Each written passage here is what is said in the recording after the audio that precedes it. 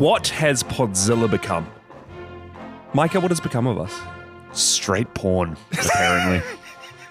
We're not too far off. Straight porn. We started off as a monster movie podcast. Godzilla, every single Godzilla movie. The sensibilities of old Japan, 1950s. Oh, Bring me back to the good times. King Kong, Gamera with his little child friend. And Happy people times. respected us. People respected us. We were respected in the podcast sphere. left, right, and center. When they heard the name of Podzilla, they thought, hey, those are two people who know how to make a podcast. Those two respectable brothers staying on track, talking about monsters. And now we're talking about Sean Connery trying to hold back a hard-on. I'm Jasha. This is my brother Micah. Hey. We are Podzilla. Today we're going to be talking about Zardoz. We were Podzilla before this movie. Is Podzilla over?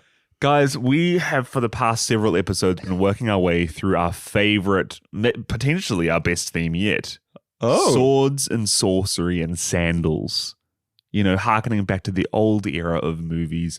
Legends, monsters, just a whole lot of blades everywhere as far as the eye can see. A lot of swords? A lot of swords. I don't think a single one of those three were in this movie. Did Zardoz have a sword? No, he had a gun. Not a sword. Was it sorcery? Technically, he unsheathed something. Technically. Was there sorcery? No, but there was There was a lot of science. a wizard? There was a wizard. That's magic? Were there sandals? No. No. But his clothing was sandal-like on how it fit him. You could really say that the vest is the sandals of the chest. I think it is. All that is to say, this is our patron pick for the run at the moment. Yeah, our And patrons voted on this to be covered on the show. So we are at their beck and whim. And I really hope that some of them watched it with us. P-fans, I want to see your Letterboxd Zardoz reviews. Because I have a feeling, again, me and Mike have just been set up, forced to watch some nonsense just for your enjoyment. And we're not dancing monkeys. I had a serious heart-to-heart with Jasha yesterday where I said, Jasha, are they just choosing these movies to mess with us? And I feel like after Zardoz, the patrons, the listeners don't even respect us anymore. I don't know what we're going to do. I don't know what we're going to do, Micah. Can we try and just put off the Zardoz talk for as long as possible? Yeah, please. What else have you been doing? What have I been doing? Yeah, what's been going on? Most of my every waking moment when I'm at home has been spent working my way through the Oscar noms. That's right. You're going to be watching 2 Oscar movies a day. 2 a day. Finishing it all in time for, what, Monday? 2 days' time? 3 days' time? And I just realized that most days it was hard to find even 2 hours at home. So you said last episode, I'm going to do this thing, and I stand by it, I'm going to do it, this is the plan. And once again, you haven't stood by it, you haven't done it, and the plan's fallen apart. Look, the day I went to watch 3 Oscar-nominated movies, you said, hey, Micah, instead of doing that, come to the movies and watch 2 new releases with me. You could have said no. So I've watched a lot of movies in the time. About half no. of those have been Oscar noms. It's been a great little journey, though. This was started off by us going through all the short film nominations earlier. Yeah. And I haven't gone through a lot of the nominations still. I think I have about 15 that I will have to end up passing up. They're still balling 3 days. 5 a day? 5 a day. That's doable. I do have things planned for every day until Scrap the Oscars. But I will have gone through all the Best Picture noms by the time it comes around. Most of the animation. I'll believe it when I see it. You've got 2 movies to watch in Best Picture, right? Is that going to happen? What's left? Frankenstein and Secret Agent? I was going to say Secret History. Secret Agent are the 2 I still have to watch. Mm-hmm. Doable. Wake up 6 a.m. Monday morning, ready to go. Okay. You doubt me. I Ye of little faith. This podcast has just eroded my faith in you. I think we're at ground level. Like, there's nothing left. Just eroded away. Eroded away my love of monsters, because we're talking about Sean Connery in a loincloth. Eroded away my faith in my brother.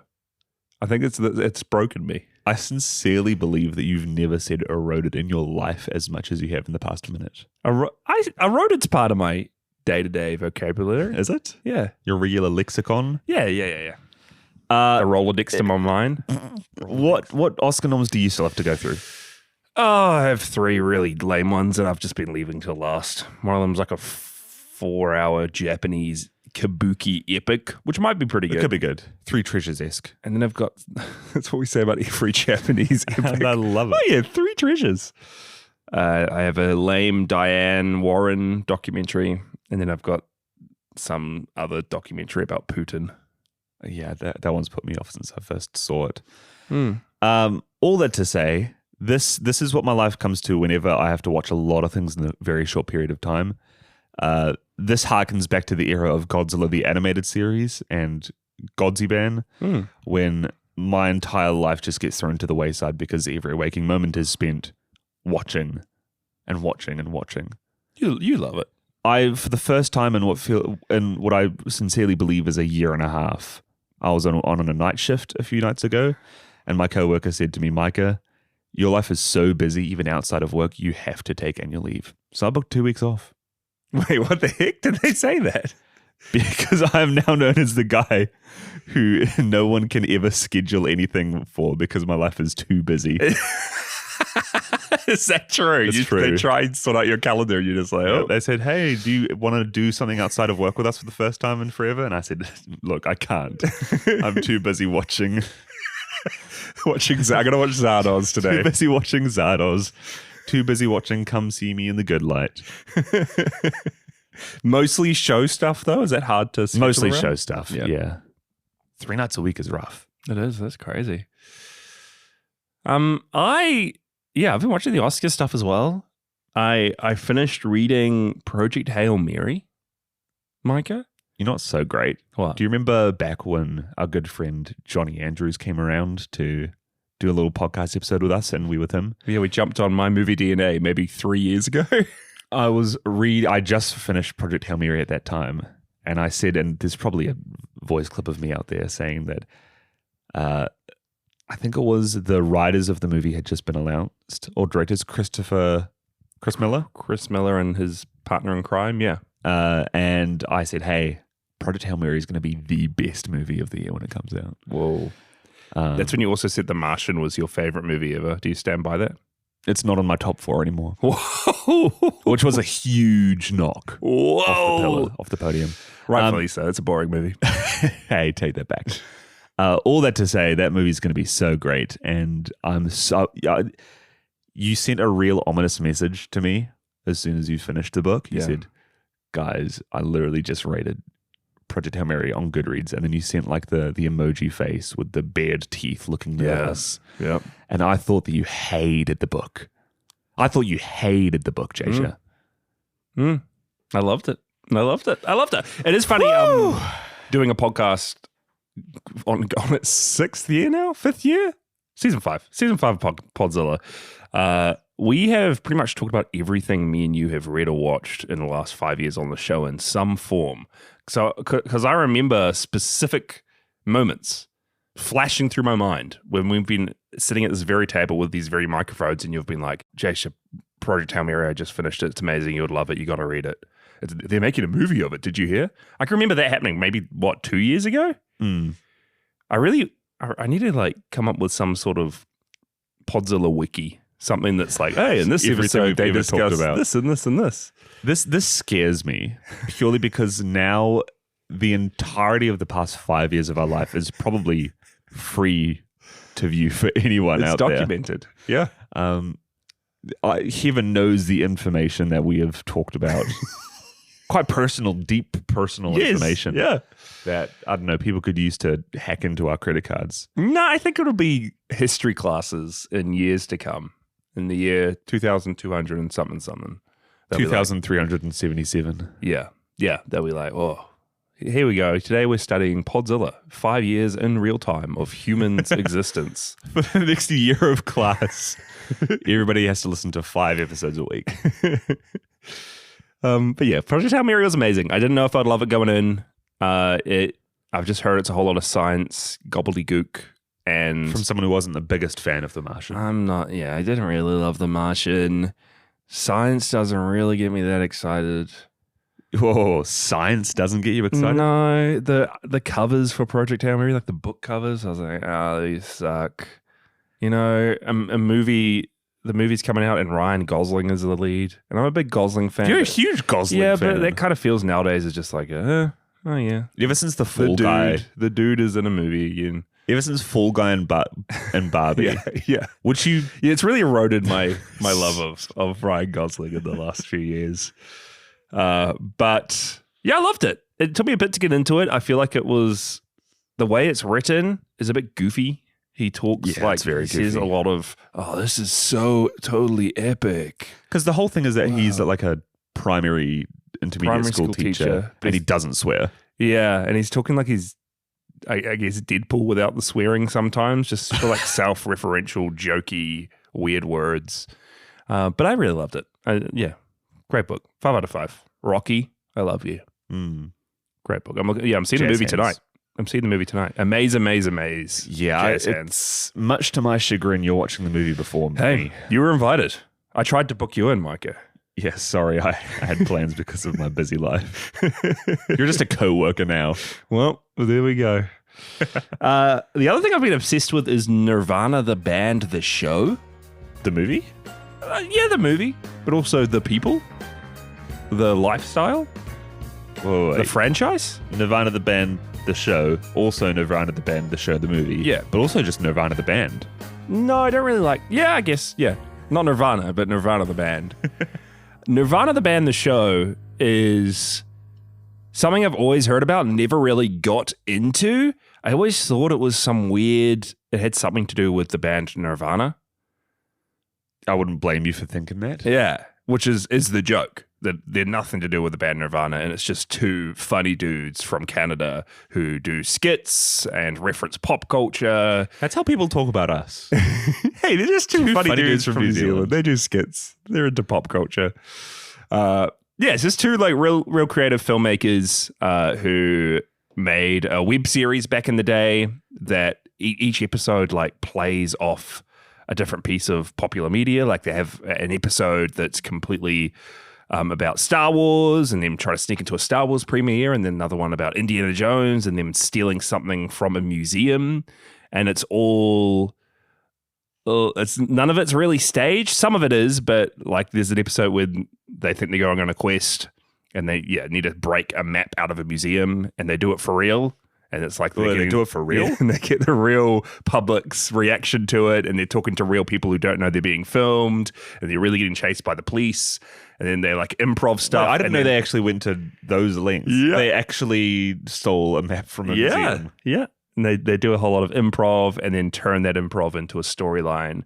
And I really love it. I've been really inspired by Matt Johnson, who's one of the members of Nirvana, the band, who has just gone off and made a whole lot of found footage movies as well. And he's not a script writer. He's not a professional filmmaker, but he's just like, he loves movies. He loves pop culture, and he's just doing things the way that he knows how to do them. He's just like me for real. It's just like me for real, dude. So, is he the dude that wanted inspired to make a magic movie? He is making the next magic movie, Magic the Gathering. He wanted to become a professional magic player, but he was so bad that he decided to make a movie instead. Before he started making movies, he was super into professional Magic the Gathering and would go to proper tournaments, never did well.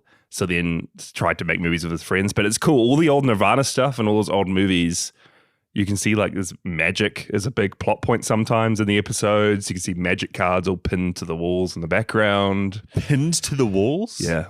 Or they probably didn't pin them. He wouldn't do that to magic Destroying cards. those cards. But yeah, he's making the next movie. And I don't know, because we have no information about it, if it's going to be like in-universe magic stuff. I have a feeling it would be about people who played Magic and like a pro tournament kind of Magic players or something. I feel like it's going to be a Tetris-esque movie. For sure, because he also made BlackBerry, which is a movie about the creation and the people who made the BlackBerry phones. So I have a feeling it'll be about, like the team, like ragtag team coming together to make Magic. Dude, imagine it's just about like a little pod of players in the style of Nirvana, the band, the show. I'd love it. He's been, big inspiration for me. if you haven't heard, Mark, I have to make a movie this year. I have heard. I've heard on the Podzilla wrap-up show in the Discord, people saying I'm losing an arm. Whoa. That was never part of the deal. I'm only losing a hand, guys. Calm down. I'm only losing a hand. I get to pick. I'm going to pick my left hand so I can still write. I can still do everything. I'm not losing an arm. I feel like the scope is broadening week by week. It'll be a shoulder next, half your torso.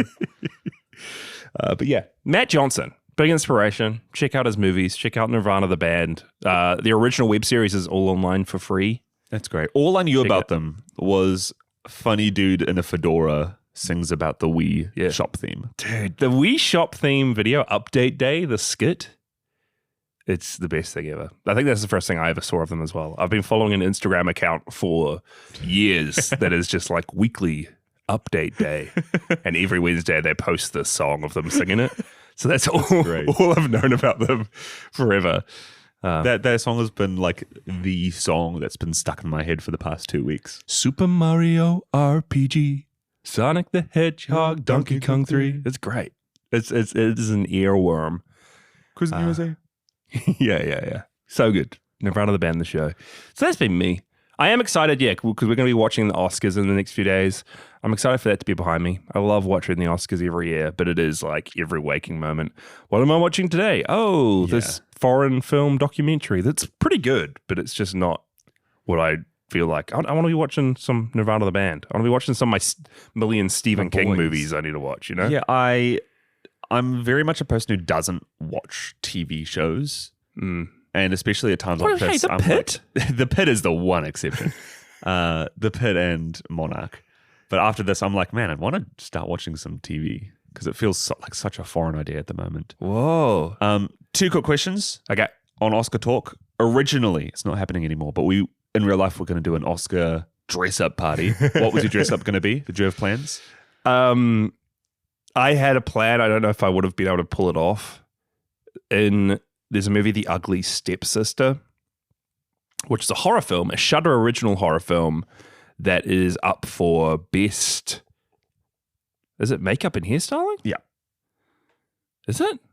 It must be makeup. Yeah, that's what it is. Yeah. Because there's just a whole lot of gore in it, and it's great. It's a twist on the. I might have talked about it on the show again. I don't know what I've talked about and what I haven't talked about. I don't think you have. But it's a twist on the Cinderella story, and it follows an ugly stepsister who is in love with a prince and wants to be better than herself. But then Cinderella comes along and gets the prince and is super pretty and gets like everything she ever wants. And the ugly stepsister's just stewing away and starts to despise Cinderella.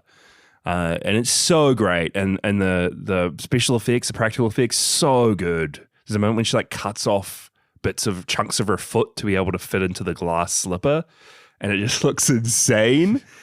She's wanting to lose weight. So she starts taking tapeworm pills to like intentionally put tapeworms in her stomach to make her skinnier. And there's a moment when she pulls out this massive tapeworm, and it's like monstrous. It's more of a monster movie than Zardoz, really. And I was going to go as a tapeworm. Is it? I don't know how. I thought that was all going to lead to you were going to go as the ugly stepsister. No, I was going to go as a tapeworm. I don't know how it would have worked. But some sort of white cylinder with a big tail. Jay should. It just sounds like a sperm dude. Yeah, it probably would have. Jay should rocks up to the party. Hey guys, I'm a tapeworm. It just looked like a sperm. Okay. I mean, that works. Marty Supreme.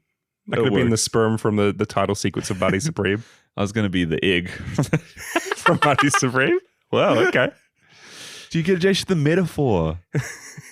Ping pong is life. Yeah. No, I get it. Great. You were going as Bob from One Battle After Another? I really wanted to go as Bob. Yeah. But alas. Yeah, we usually have a bit of an Oscars party, Oscars crew, but it's only us and a couple others this year. Maybe we could still do something. The real ones. We just watched Sentimental Value. I think we do a little Sentimental Value dress up. Who are you dressing up from? They're just dudes. They're just people. Just an old dude. Just an old guy. I'm going as the house from Sentimental Value. Whoa, now that would be a that'd be a great one. Yeah, good stuff. Guys, watch movies. Yeah. Watch films. Yeah. Watch movies. Yeah, read Project Hail Mary. What else can we talk about? We're running out. We're running out of things. Keep running out of vamping. my list. What else? Special shout out to our Odo Island patrons: Connor, Frogurt, Nerkles, Michael, Rich, Jacob, Shaun, Ron, Matt, JBSpino, Emma, JB Mason, and Sci-Fi Critic.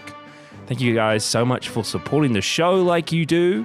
You can head to patreon.com/Podzilla if you want to sign up. Every episode we release of the show actually has a little extended segment at the end that is only exclusive to patrons. Freaking love exclusive segments. Yeah, and then you can nominate movies as well, like Nick did with Zardoz.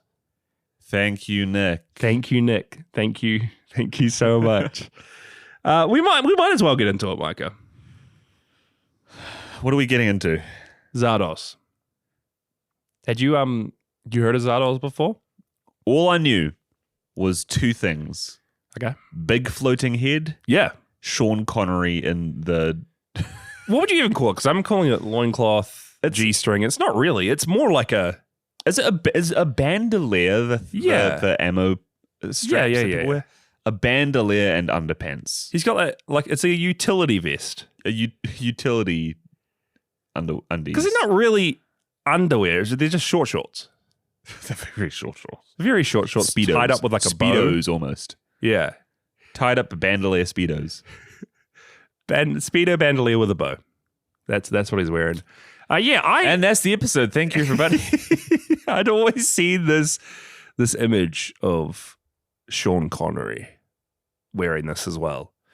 I had no clue what this was about. I know it was in the era when he was making James Bond movies, but he kind of wanted to not be pigeonholed as James Bond, so he jumped at the chance to become Zed in Zardoz.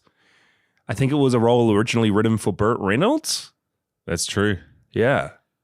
They're kind of the same person. He ended up backing out because of a mysterious illness. Did he? Which he ended up saying was just because he was overworked. Oh, or he didn't want to be in the movie? Just didn't want to be in the movie. Imagine someone writes this script for you. It's like, Jasha. Spoilers for the plot. Jasha. Okay. I have this amazing part in this movie that I've written specifically for you. Love it. About this ravager who ends up raping people. Oh. Just incredibly bad dude. Yeah. No, but he's a good guy, almost right? like a berserker. He's a hero. Rises above his station, but just has a gun. Wears his underpants the entire time. You'd love it. Oh, yeah? Yeah? You want to be in it? I'm really feeling not too good at the moment. Just overworked? Feeling really overworked. I might need to get back to you. Well, the solace I was holding on to was there's a big old monster. There's a giant stone floating head, reminding me of like the thwomps from Mario. Little thwomps or movie? the chonks. The what? What are the blue ones called? You got your thwomps. Is it you the got blue your one? womps. Oh, the womps. Yeah, the thwomps and the womps. What did I say? Chonk. I don't even know. Chwonk. You got your chwonks. You got your chonks. You got your thwomps.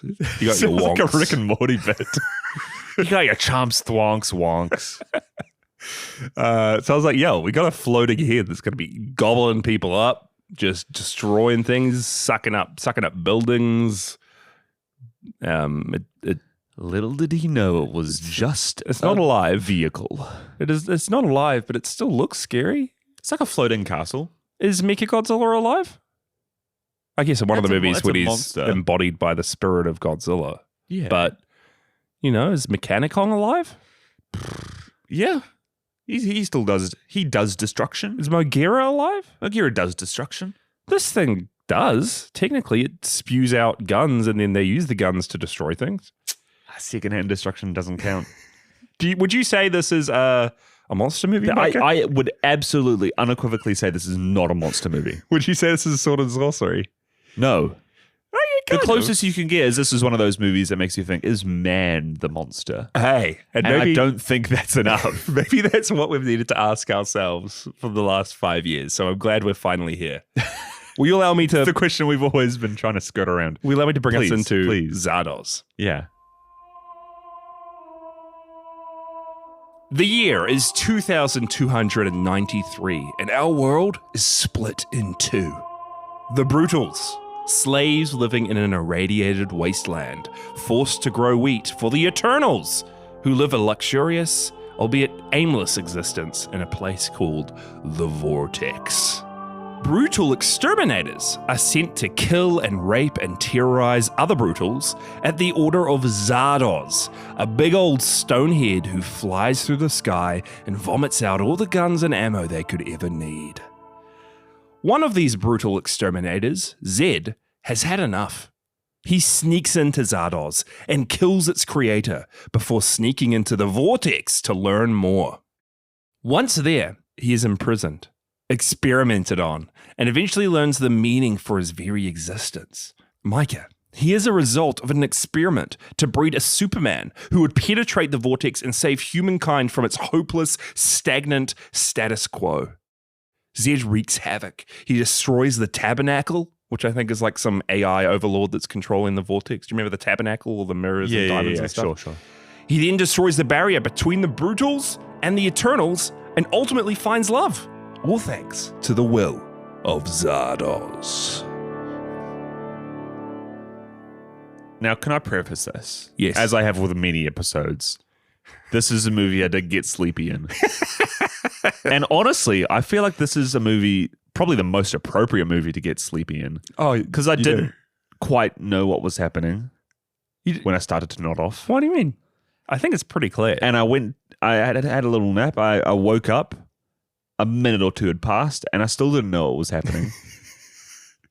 And I finished and I looked at you, and you who had stayed awake didn't look like you knew what was happening either. So big win all around. It is a crazy movie, very 70s. It reminded me a lot of old school Doctor Who, or you said old school Star Trek. Yeah, there's one of like the first 5 or 10 Star Trek episodes that I feel like is the exact same plot as this one. It's like Kirk getting stuck. Some of the crew getting stuck on a planet. Zen planet where everybody wears the exact same clothing as they do in this movie. Like the 2 little sashes around the chest. And you can see all the guys' nipples. Same haircuts. Yeah. And this is just this movie, but throw in Worf, essentially, as the main character. Yeah. Worf. Little Klingon. Wow. Little Klingon in the midst of Zen. Okay. Yeah, I can see it. It is, yeah. It's not what I thought. It's not what I expected it to be. When I first heard Sword and Sorcery and knew about this film, I thought it would be like very old school. When you first heard of Sword and Sorcery and knew about this film. When I first heard about this film, saw this film, and saw it was a Sword and Sorcery film. Is it a Sword and Sorcery? Yeah, well, yeah. Everywhere says it's a Sword and Sorcery film. I expected medieval. Like, I expected fantasy, high fantasy. But it is very like futuristic, post-apocalyptic. The world has crumbled and has been destroyed, and they ran out of resources. And a very small few, like a scientific community, have carved out this vortex for themselves, where they live in peace and tranquility and keep the outside world cut off from them. I quite like that concept. I quite like that idea. Yeah, that's a fair concept. It sounds great. And Zed, Sean Connery, breaking the barriers between the two, jumping into the world of the vortex. Michael, what is your take on? What is your read? What is your read on the gun is good, but the penis is bad? One of the first sentences we hear in the movie. I forgot about it. This is what Big Zardoz says to Big Berserkers. Zardoz, yeah. Big Zardoz. Big dog Big Z, Zardoz. Yeah. Big Z from my favorite movie, Surf's Up, says to the gang. This is when he's trying to denounce them from being berserkers, from brutals. Okay, okay. There's the brutals, and there's the Eternals, and then there's like a second tier of the brutals that are the brutal exterminators, which they're allowed to kill. There's the brutals, the Eternals, the exterminators, the apathetics. Oh, you're right. There's and the renegades. Oh, flip! I don't know who the renegades are. Okay, we can figure this out. But I guess like there's Zed and some of the brutals that are allowed to do a few more things. My favorite band. Kill, Zed and the Brutals. Zed and the Brutals. Zed and the other exterminators. They're allowed to do, they're allowed to rape and pillage and kill. Only at the will of Zardoz. Only at the will of Zardoz. They don't have to just make wheat. And it's very like Planet of the Apes as well. It's very Planet of the Apes. Yeah. You got the apes and you got the humans, and the humans are hunting the apes and chucking nets on them and capturing them up and shooting them down. It was an interesting premise, I thought. These two worlds, Zed, who is not your typical hero, he's doing some bad stuff, but he has kind of had enough. And he's brutal enough to want to make a difference. So he kills their god, Zardoz, and kind of starts taking their world apart piece by piece. Great premise. That's a cool story. Because honestly, the idea of someone from a imperfect society making his way into a perfect society and trying to grapple with the ramifications of that feels like a classic little Pulp Fiction novel that you'd pick up and read through. And it's just a bit weird and meandering and strange and overly complicated. Because I like the bones. This movie's got good bones. I like the bones. I love Zardoz. I love Zed. Immediately, if someone from your regular life asked about this movie and they said, "Hey, I've heard this real cool movie with Sean Connery, Zardoz. Is it worth watching?"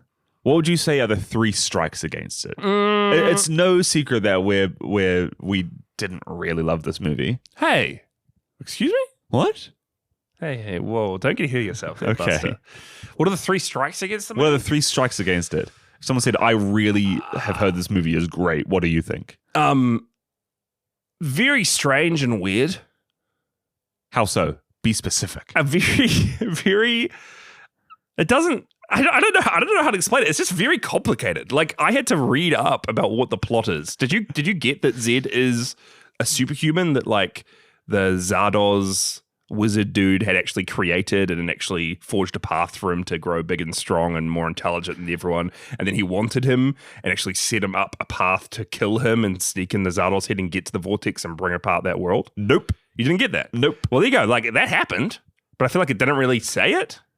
Like, I didn't get that as a viewer. Maybe I was just addled. My brain was addled from everything I was seeing. The visuals just took me out because it's just very complicated. There's a lot of boobs. Yeah, more so than any other Podzilla film we've covered, I think. A lot of penis diagrams. What's your read on the erection testing, Micah? This is a scene where Zed, as a barbarian, is brought into the perfect society. I don't even know what they're trying to test for here. I love they're trying to get Sean Connery's face. His response to stimuli. I think they're just trying to test how much of a brutal he is. Yeah. So they just get him to stand there and I think he's got underwear on in the scene. I don't know. Proper. Who knows? We don't see. And they've just got a projection in front of them. We see some mud wrestling. We see some naked ladies mud wrestling. Yeah. We see... I can't even remember. I wiped it from my memory. Naked ladies showering. And they're just staring at Zed. And he's just got this Sean Connery little smirk. This isn't affecting me. This cheeky little smirk on. And then they turn off the screen and like the lead lady just stands in front of him. And then he starts smirking at her. Something and then happens. what do they say? I don't know, but something happens. What do they say? It's like, "Oh, Contessa, you managed to prove your theory correct all on your own." Okay. Yeah. Again, it just took me I did not expect to see the things the world Zardoz had in store for me. So there's those strikes against I didn't expect to see the things Zardoz had in store for me either. Showed me things. I'm a changed person after Zardoz. I don't know. It does have, again, a charm to it. I love the sets. I love the visuals. So much interesting, like, sci-fi tech for the 70s. Like, when he first finds the ring.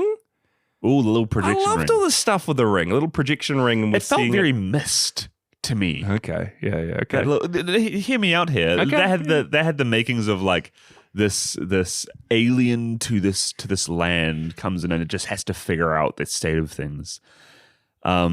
Because that's when he goes into Zardoz's like office. Yeah, he gets taken back to Zardoz's house. That's a great title for a movie. Back to Zardoz's house. And he's just like, yeah, checking out all this, I guess, stuff that he hasn't actually seen before, being brutal.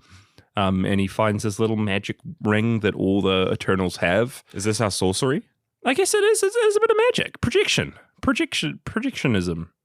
You know? Digitalism. Yeah. And it just, projects a screen, and it's like doing a little readout for how their stock take for the day. This much wheat to this much, I don't know, a whole lot of things. They had weird names and they were spelt different. I actually really liked it. Yeah, the leather was spelt like Lethur or something. It was cool. I liked it. Like, that stuff's weird sci-fi nonsense. And he's really struggling with figuring out how the ring works. And he's like scanning it everywhere and scanning it into his own face. And it looked great. The visuals were amazing. But then some of it just looks super, super crappy. Like the hairstyles of these super, super intelligent people in 2200 and something. The character Friend. Do you remember Friend? I remember Friend. What is going on with his hair? These people.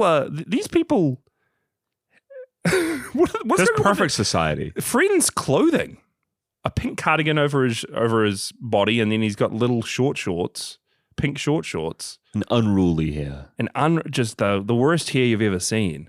I'm supposed to think this guy is the best that humanity's got to offer. I really want someone nowadays to make a movie set in this little era where, to really make the feel of it, you just have to not have a makeup or a hair department. I think that's how you make a movie that really gives the vibes of the... Because when was this made? Was this 80s? No, dude. 1974. 70s. Old school. Shoot. Yeah, because one of the things that this movie sets out to do is it kind of sets itself up to be a satire. It says from the very start, we get the head of Zardoz floating around in a black void. Not the stone big floating head of Zardoz, but the creator of Zardoz. I think he has a name. Zardoz? No, he's got like a William. Oh, he does. Arthur Frayne. Arthur Frayne. Yeah. Arthur. And he's like Krabby Patty coming close to the screen. You know what I'm talking about. I know what you're talking about. And he's like, oh, this is a future look at what Earth was like. I am Arthur Frayne. I created Zardoz. I created the Brutals. It's just big exposition dump. And he's like, I have 4 lines on my beard, on my chin to evoke a beard, and the worst vivid mustache you've ever seen in your life. What, the story you're about to hear is a farce. It's just like, it's very tongue-in-cheek. It's very tongue-in-cheek. I think goofy. One of the failings, though, is it never really feels that much like a satire. You weren't cracking up? I feel like this is a movie that tries to straddle the line between being a little bit quirky and a little bit goofy, but I also feel at the same time it tries to take itself very seriously, like a big sci-fi epic. Well, I mean, the director himself, John Borman, was actually, instead of this, supposed to adapt a live-action Lord of the Rings trilogy in the 70s, Mike. Okay. And he did a whole lot of work on it, but it sadly fell apart. And then he's quoted as to saying, I'm still very interested in the idea of inventing a big new world. And I want to make a film about the problems of us hurtling at such a rate into the future that our emotions have lagged behind. Good premise. Whoa. Dude. Feels like a little Black Mirror episode. John Borman's spitting, man. Can I read a little bit of trivia here? Okay. I'll just throw it out here. After making this movie, director John Borman later admitted that he, during the entirety of writing and production of this film, was under heavy, heavy drug influence. He claims that even he is not sure what parts of the film are about, mainly due to the, and I quote, haze of drugs he was in at the time. Okay. And now feels that several scenes are pointless. Okay. Whoa. All I'm saying is I'm glad that he didn't make Lord of the Rings. Maybe that would have been a great Lord of the Rings. Peter Jackson ends up going on crack halfway through the film. Does every movie need a drug like haze covering it, you know?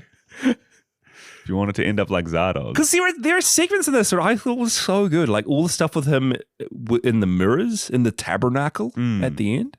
Tabernacle. Because it goes to some interesting places.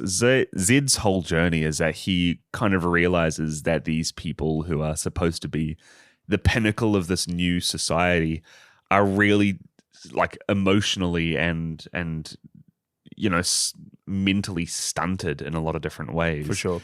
There are so many of these people who have, because of a sort of disease, have become apathetics. Yeah. Who end up having no feelings at all and are really just, what would you even call them? Just puppets. Like they're these people who don't react to anything.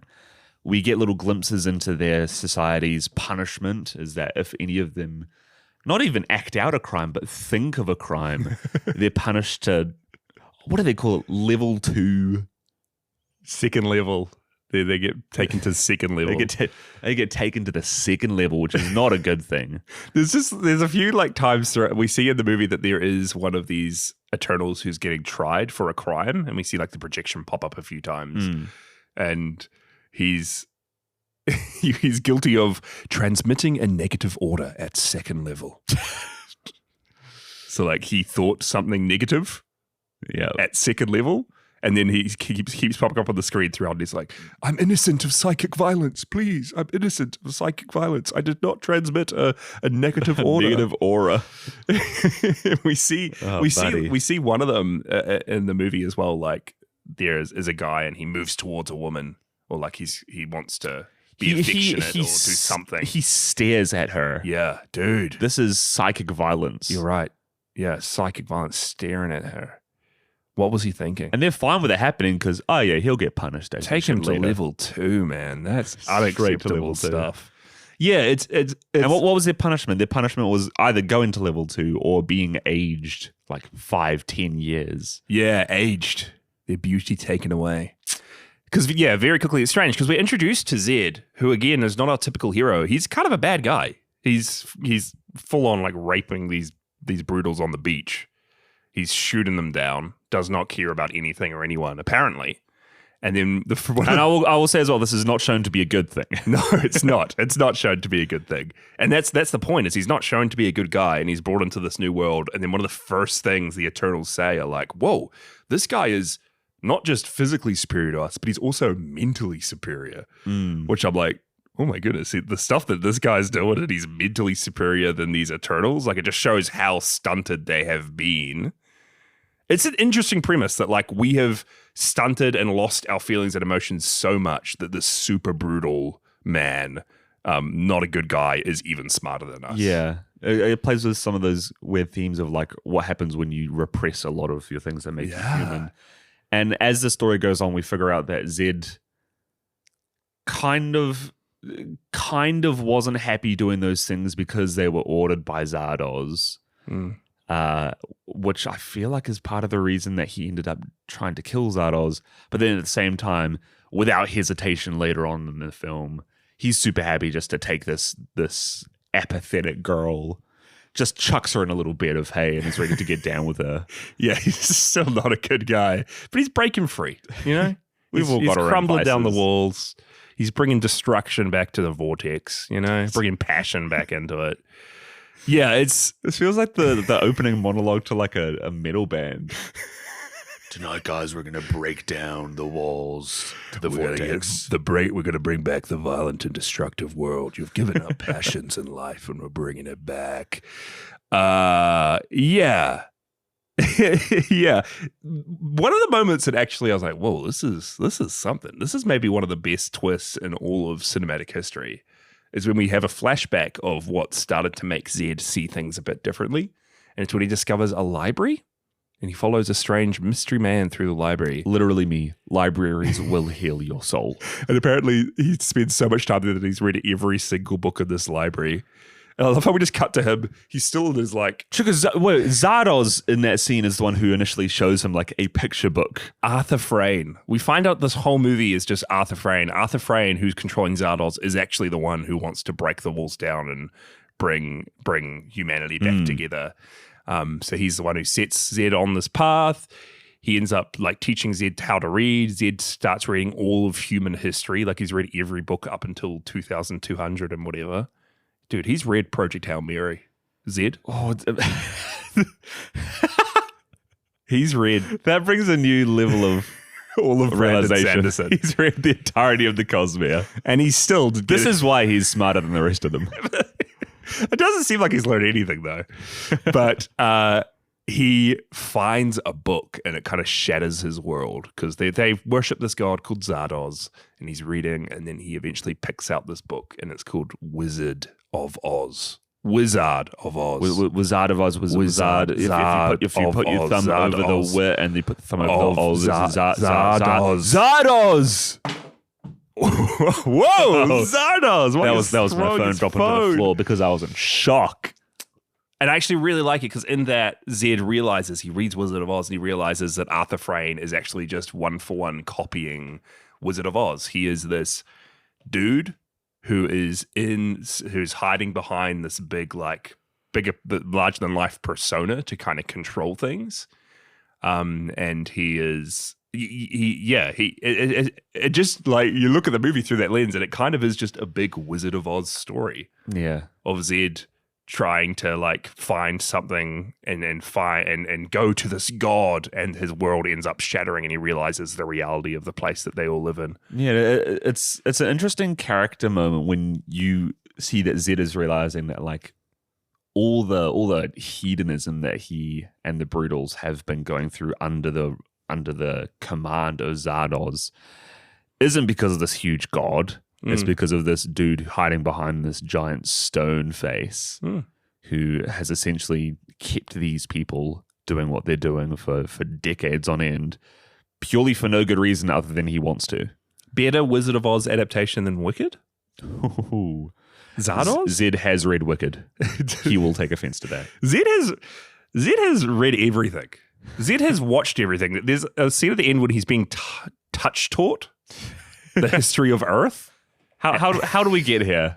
Wait, what are they called? Oh, well, everyone ends up like accepting Zed, and they like barter with him, and they're like, hey, if we teach you everything we know, will you give us your seed so that we can... Will you lay with every single one of our species? We can make superhuman copies of yourself and humanity can get back to its true... But then to be able to kill them all because they're all immortal and they want to die?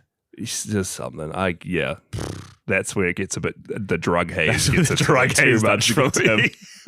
But there's this crazy like psychedelic scene. And again, this is the stuff I just loved because it was so weird and the visuals look so good. But we see Sean Connery like floating through this empty black space as all of these Eternals, all of these women have like projections on their bodies of music and opera and history of the world, and randomly one of them singing songs, and he's learning, getting touch taught, they call it, everything of human history. I love that their reason for touch teaching him was that because teaching him normally would waste far too much time. Yeah. And so they go to touch teach him, and most of that is still just them standing in front of a projection singing a full sonata to him. Like, that means canonically Zed has listened to all 5 seasons of Podzilla. One of those women were reciting our voices, talking about Zardoz, all of human history. Yeah, Zed has heard Zardoz. Zed has heard this in the future. That's what I don't get as well, is because if you've read and heard and listened and watched like all of human history, why is he still so brutal? Is he brutal after this point? Because like he's read all those books and he still throws that apathetic woman in the hay.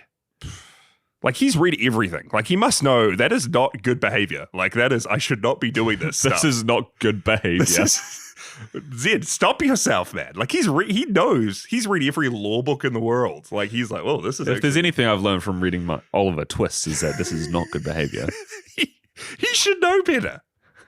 He's still so brutal. He hasn't I think that's the point. And he's mentally, he like knows everything, but he's still like at the core of who he is, so destructive. And you're Jason, right. Maybe that's human nature. Maybe that's the point. Which he has and the others don't. So we can learn everything. We can cut ourselves off from everything that's bad, but at our core, we are still destructive.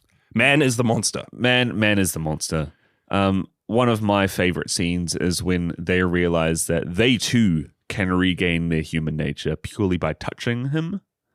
And all the apathetics. The apathetics, one of them they're licking one his of them sweat. one of them grabs their pinky and touches him with the pinky and puts a bead of sweat onto their pinky tip. They lick their pinky. Their eyes change. You see that they have now elevated to the first level of psychic being. And then they put their pinky in front of the other person. They lick their pinky too. There's no sweat left on that pinky. There's no sweat person. left. So they all just start kissing each other, transferring the sweat from mouth to mouth. Micah, would you lick the sweat of Zed? I don't know. I don't want to take part in this. If you were apathetic, you probably would. If I were apathetic, I would. But I'm pathetic, so I'll happily not do it. Do you like then that scene just spirals, and the next scene we see them all in the courtyard. Zed riding through a courtyard. Well, before that, they end up like it's this big kind of orgy almost. Like they're all kissing and making out, and he's stuck in the middle of it. And earlier in the movie, he gets like a magic leaf that he's told that can get him out of. Oh yeah, when you're in need, eat this leaf. He doesn't have pockets, so he takes it out of his underpants. It's like things are getting too horny. He's like, I got to get the leaf and run out of here. That's how he escapes, as he uses his magic leaf, his magic herb. Have you ever heard the story? It's a famous video online of this couple who's married and they made a vow to not be to still be celibate for like 5 years after their marriage. No, what is this? And I swear, like this a is famous video. green text. It reads like one, but then the husband says, "Hey, it's really hard doing this. So every time I even start getting in the mood to calm myself down, I just grab an onion and eat the onion, and that just gets me back to normal." You haven't watched this video? What is this? Video what online. in the world is this? Chat, link this video. We don't want to link this video. And then he gets what, like sexually attracted to onions? He's like Stockholm syndroming himself into something weird's happening. Pavlov himself into becoming attracted if he gets to put into onions. the vortex, there's going to be like onions on the screen and he's going to, for his testing. The mud wrestling women aren't doing anything. Let's bring out the big guns. Mud wrestling onions! No! All I'm saying is that this little magic leaf is Zed's onion in this moment. Yeah, it saves him. Man, it saves gets him him. out of there. And he rides his horse through the streets. And we see that in this huge clearing, all of these people who have had this orgy and are now feeling human emotions are just going ham with each other. Some are slitting each other's throats. And it's a good thing because they're going back to their human nature. Yeah, it's like the good and the bad of passion, right? That's like one of them has made a paper mache mask. Yeah, one of them's done some arts and crafts, is now expressing himself. And it's good. And it's good. Getting back to that human nature. Some of them are killing, some of them are kissing. I mean, it ends, and Zed himself finally finds love, which is the part that I was like, oh, this is a bit weird. Like, he's done all this, and then one of the original Eternals that brought him in and started testing him, he actually falls in love with? Yeah, because this is still... He doesn't escape the vortex. Yeah. We don't he breaks really... the walls, Micah. Does he? Yeah. I'm pretty sure the walls... Because at the end, all the Brutals are... Everyone's mixed. And he's just hiding out in a cave with his new love. Yeah, this is where that starts to get a little bit higher. This is like -1 level psychic script here. I don't know what's going on. I don't think the director did either. Well, he broke the tabernacle. I don't know if that means what I think it means. To me, that reads like, and the ground shook because Zed wink broke the tabernacle. Like he put the diamond into the crystal and went inside the tabernacle, and like everyone he'd met was doing dances on the screens, and he like shot the tabernacle, but then he shot himself. Well, he shot a exterminator version of himself, but then it was actually him, and then like he was slumping down on that shot with a gunshot in his own head. Yeah, like there is a world in which the entire vortex was destroyed in that moment, and the rest of the movie is just playing out in his psyche. Did he kill himself? Maybe. This is where I wish I was smarter, or maybe dumber, or maybe on drugs. I think you need to be on drugs or at second level to realize and understand the story. Because it does feel like artistic, and there are trying to like. That's what blows my mind with this. Is it's so strange, but obviously like trying to play with some interesting philosophical ideas and like say something about humanity and the future and where we're going and how we shouldn't change and how we shouldn't forget emotion, but like mixing that up with the destructive tendencies of ourselves. Like super interesting themes, almost kind of like the Green Knight in a way. Like I just feel like that's too smart for me, but is it really? I feel like I want to get a better handle on this, but I feel like my take from this is in this world, it's so easy to shut yourself off and become so hardened so as to be apathetic in this world and to, put your hand up against all the emotions and just become sheltered. And I think that we in this world really need to value human nature, whatever that may be, however destructive it will be, with the knowledge that to dig yourself out of that destructive hole, you need to read books. Oh, it's like a pro reading. This is a pro library, pro reading movie. You're right. Saying that, hey, we're all incredibly destructive creatures. We all have these bad tendencies, and the only way we can rise above it is to read. You're right, because Arthur Frayne actually set every event in motion by teaching Zed how to read. Yeah. Giving him a library, giving him a book. Yep. Cannot speak to everything outside of that. Arts and crafts are good. Yep. No, arts and crafts are what happen when you feel human emotions but don't read. Oh, and that's dangerous. That's bad. Okay. I love that they put arts and crafts alongside slitting people's throats. Dude, it's a form of passion, man. Come on. I just wanted to cut to, I mean, it's the future of our real world. I wanted to cut to one of them just like finding Magic the Gathering, printing off a few proxy decks. So there's one eternal who's sitting on the ground like, whoa, trading cards. Shall we listen to Nirvana the band, get on this. Should we listen to a message from Nick Nerkles from the Podzilla wrap-up show who nominated this? Should we try to get his read? Was it Nick who nominated this? It's Nick who nominated it. Oh, Nick. Yeah. Let's listen to a voice message from him. Let's get his read. Heyo. What up, peeps? It's Nick, secondary antagonist of the wrap-up podcast, and as of now, the nominator of Zardoz. Thanks for voting for, my Totally a Joke nomination and not a nomination for a quirky 70s film that I just so happen to like. I will keep this one quick, though, since I heard that the giant stone head outside is dropping out guns again, and I really, really don't want to miss out this time.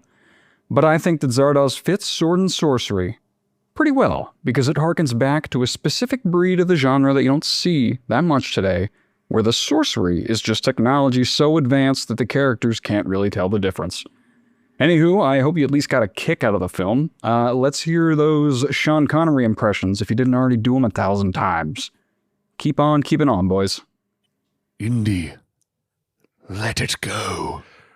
No, Indy. No, I can do it. Ready? Indiana, let it go. That's good. Indiana, let it go. If you talk like Sean Connery, just have to do the sh sound for every single time you do an S.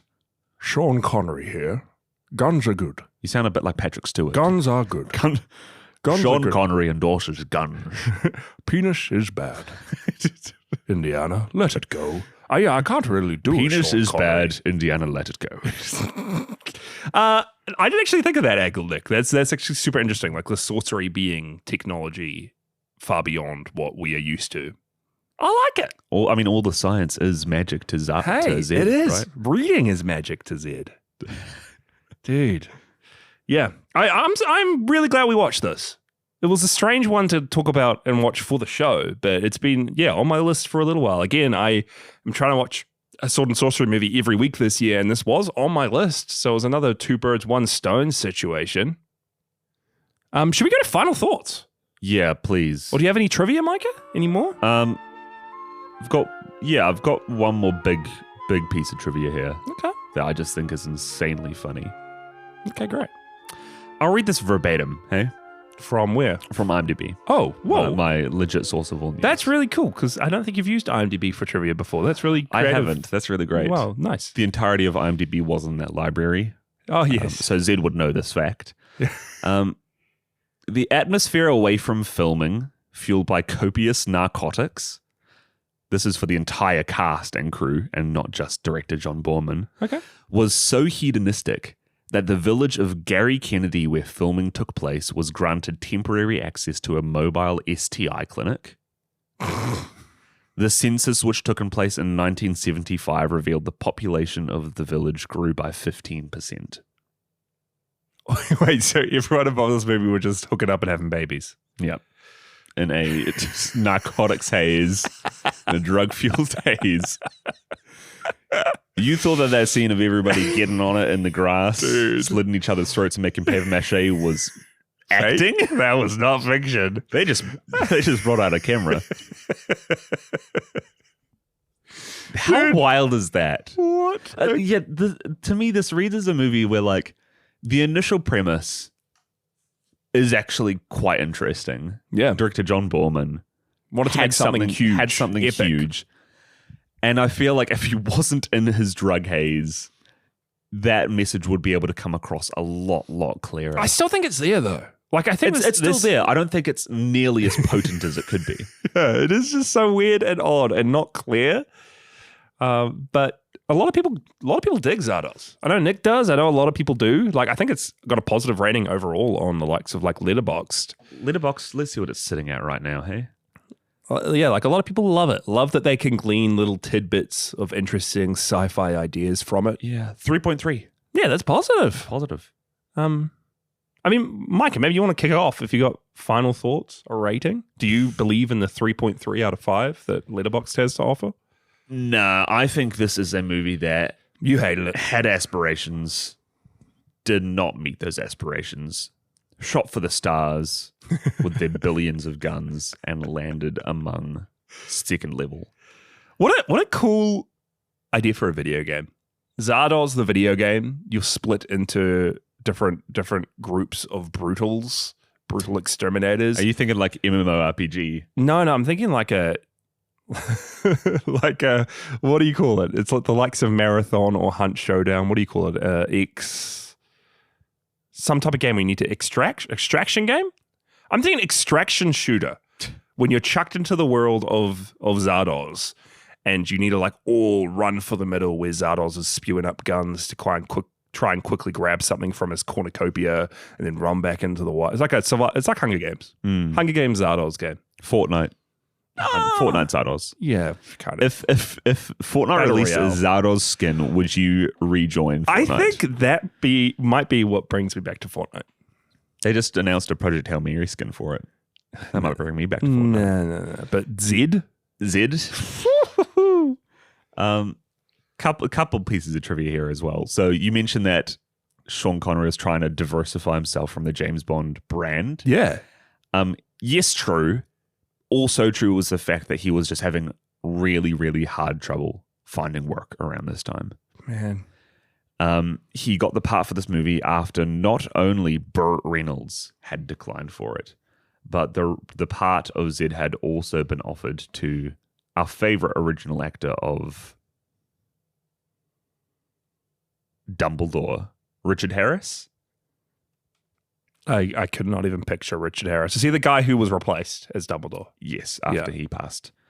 Who never responded to him. So Sean Connery got third pickings for this movie. Whoa. When he was having the hard time of his life. Ended up taking a little bit of a pay cut to do it, to the point where there was no driver for Sean Connery. He drove himself to the set every single day. I don't know, like, his clothing aside, just Sean Connery's vibe in this, the like the scruffy sideburns, the mustache, the long ponytail. Well, it's a very Burt Reynolds vibe. It is. And I don't know, is that just what they thought like the most brutal people in the world look like? I just don't like, even like down to like his armpit here that's like all stuck and like messy, and like his chin, it just looks like, it looks weird.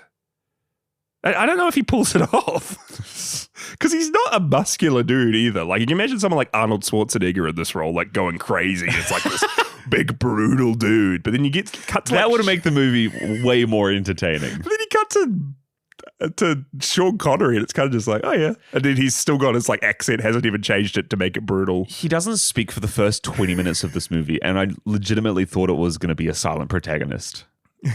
Like, it would have made more sense to be a bit more caveman-like. And I don't really look at... Bunga bunga. Maybe not that much. Indiana. Unga bunga. I just don't... Yeah, I don't know. I'm not too sure about the look. I kind of like it, because every time it cuts to his face, he's just doing a smirk. It's like, this is wild. But, yeah. I'm going to throw this back to you, Jasha. I mean, what do you rate it? What do you rate it? Jasha. Is what did Nick call it? The peefs? I don't know if I like that. So did he say the peefan? He said the peefs. Can we ban that? Yeah, let's ban the word peefs. You're going to be brought to level 2. You're going to be made apathetic if you say peefs. Peefans? Because of the psychic damage that Nick has dealt me, I'm going to level 1.5. 1.5 out of 5. Yeah, that's right. Woof. Flip, man. Can I go through my final thoughts real quick, or just my notes? Please. We covered the erection testing, iconic scene. The mirror diamond place, iconic scene. Touch teaching, iconic. Dude, everything, iconic. The start when he takes the mask off, Zed takes the mask off and shoots the camera with the gun. He's got that gun that sticks with him throughout the film, and it's like the very last scene as we see, I think, their handprints on the rock and then the gun next to it. Yeah, it just adds to the look of this character that I'm not sure it works, but it somehow does, and it's just somehow so strange but great at the same time. And the way he's acting throughout, there's a moment when like someone's hand gets close to him and he just licks their hand. Zed. I don't remember that. And he's... I might have been asleep for that section. The sequence when he initially, to hide in the big mouth of Zardoz, he has to cover himself up with sand. That's a great intro segment. Yeah, and you see the gun coming out of the sand first and you realize what he's done. But just the fact that he needs like 10 other exterminators to hide him under the sand, I feel like that's something he could do himself. Is it lazy? He might be mentally more sophisticated than us, but what a lazy dude. Him wearing the bridal gown at the end to smuggle him out. Yeah, doing just a little bit of drag. Yeah. That was a good look. Yeah, that would be an alternate Fortnite outfit for him. Great one. The ding sound whenever they use their rings. Dude, that was like a drug. The ring ding might be my favorite part of the movie. That was get it. I need a ring ding ringtone. Just a bit of what they were feeling on set with that ring ding. The green bread. That's an iconic. There's so much. Oh, it's like they took the little blue milk aspect of Star Wars and said, let's get. Well, this is pre-Star Wars, blue milk every. This is 74. Did Star Wars steal this? Was George Lucas like, oh yeah, there's a little bit of green bread in Zardoz. Maybe we make blue milk. Do you think that's maybe he could have done that? After wrapping up filming, I just want a nice hot meal of some green bread and blue milk to tide me over. Oh. Why? Why didn't Sean Connery change his accent? What's so weird is that he was offered the part of Gandalf. Did you know this? Sean Connery, I remember hearing whispers of this. Was 100% offered the part of Gandalf, but he read the script and turned it down. Like there is a world. Why would you read the script of Lord of the Rings? I thought he was just like, oh, this is too silly. But then he does Zardoz? Let's Google this. I think he is a bit of fear of dramatic roles. Because I haven't seen any of the James Bond movies with him. Is he a bit silly in those? Yeah, it's goofy. It's goofy stuff. Goofy Secret Agent adventures. Sean Connery turned down Gandalf because he did not understand the script or the story. He famously admitted, I read the book, I read the script, I saw the movie, I still don't understand it. I love the connotation there that he does understand Zardoz. Yeah. And then he's given the script for Zardoz. He's like, oh yeah, great. I understand this. I'm all for it. Maybe it's just because... How do you read the script for Lord of the Rings and not understand it? Sean Connery, what are you on? I just could not imagine a world like there is an alternate universe where Sean Connery is Gandalf, and I cannot. He probably wouldn't have done an accent. It probably would have just been Frodo. Frodo Baggins. Frodo Baggins. Sauron is trying to take the ring from us. That would have been exactly what I just can't. I can't imagine it. I am at 2.5, level 2.5 out of 5 for Zardoz. I really admire the look and feel, and I like how complicated and strange, and I don't know. I really admire it, bits of it. And I like that it got me thinking about a whole lot of things. I like that it's philosophical in a way. Yeah. Interesting film. Interesting, crazy sword and sorcery and sandals and stuff finish for this section of Podzilla history. Hearing you liking this movie makes me like it less. I think I'm going down to 1. What do you? Last episode, people not liking it made you like something more, and now that I'm like, oh yeah, this is okay. You're like, yeah. Okay, you're a 1 out of 5 for Zardoz. Yeah. 2.5 is wild, Jason. 2.5. I hope you know that. I thought it was like, it wasn't bad. It wasn't good. It's kind of just in the middle. What do you mean? It was something. Jason's telling me before about his letterbox rating, how you've got terrible, bad, good, great, and a favorite. I just see all these people. Because you don't do half stars. I see all these people that are like cutting things down by half and like being real specific. And like I've seen people go to like 100 score rating system and then rating something like 87 out of... That blows my mind. I'm like, why are you getting so specific about things? Why are you getting so complicated? Because if you cut it down into just 5, then you have... It just makes sense. 1 star's terrible, 2 stars bad, 3 stars good, 4 stars is great, 5 stars is masterpiece. So you're saying this is sitting somewhere between bad and good? Yeah. Does that not make sense for you? Like this was something. I think this is a pretty bad movie, Jasha. Man, maybe you just didn't understand John Borman's vision.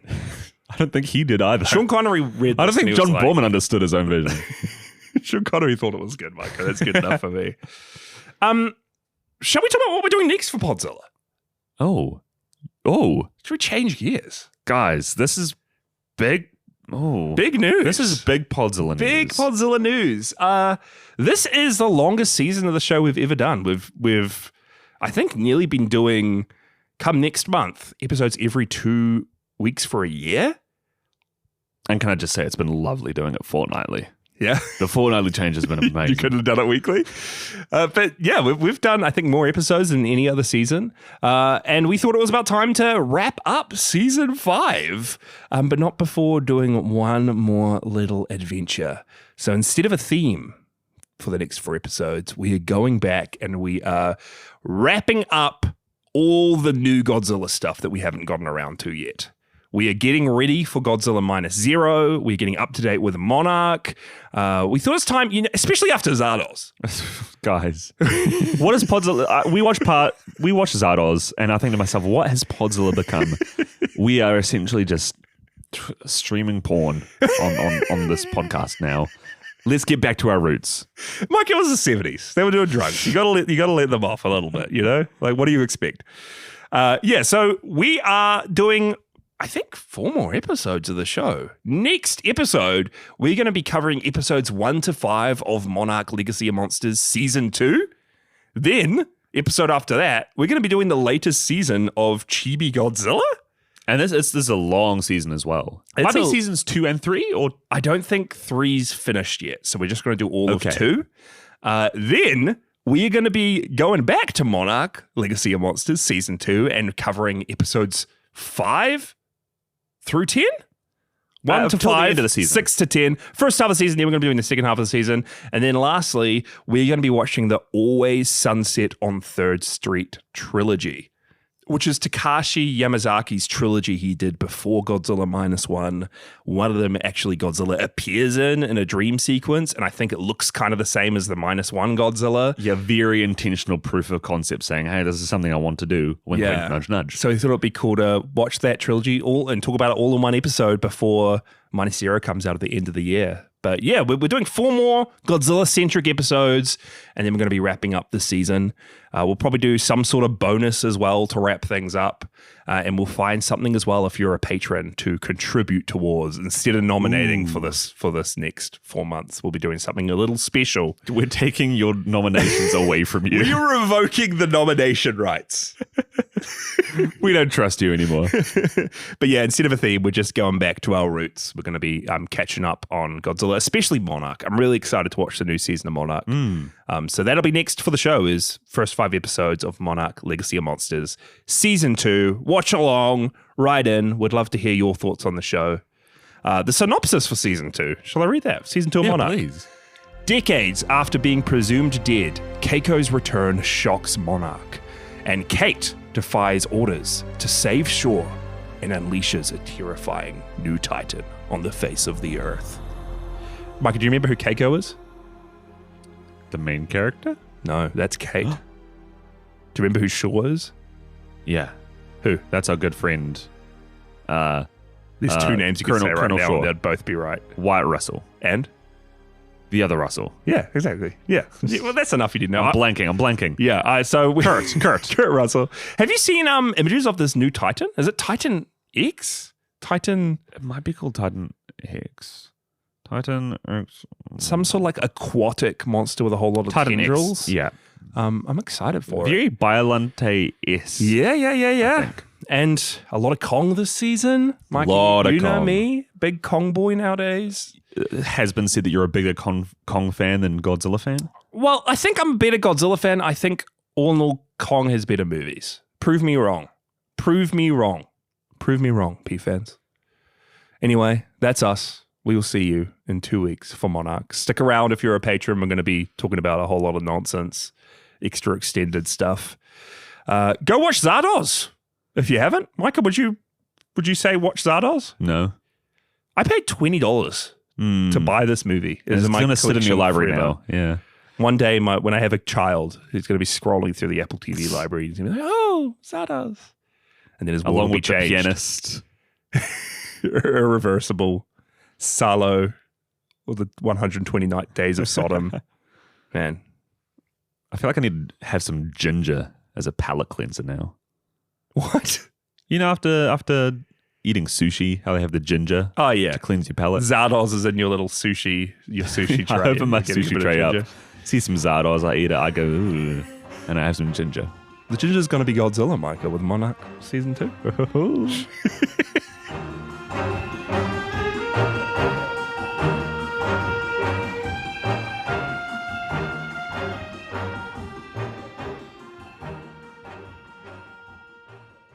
There is no world in which I'm intentionally putting on Zardoz. Do you want to bet? Do you want to bet that you're never going to watch Zardoz again? No, there is no world in which I am saying, you know what, I want to watch Zardoz and putting it on without I don't know. Me and you, without someone putting 40 a gun years to, time. without Zed pointing his gun to my head. I think in the future, me and you are going to be looking over at ourselves at the retirement home and be like, Zardoz, maybe it's time.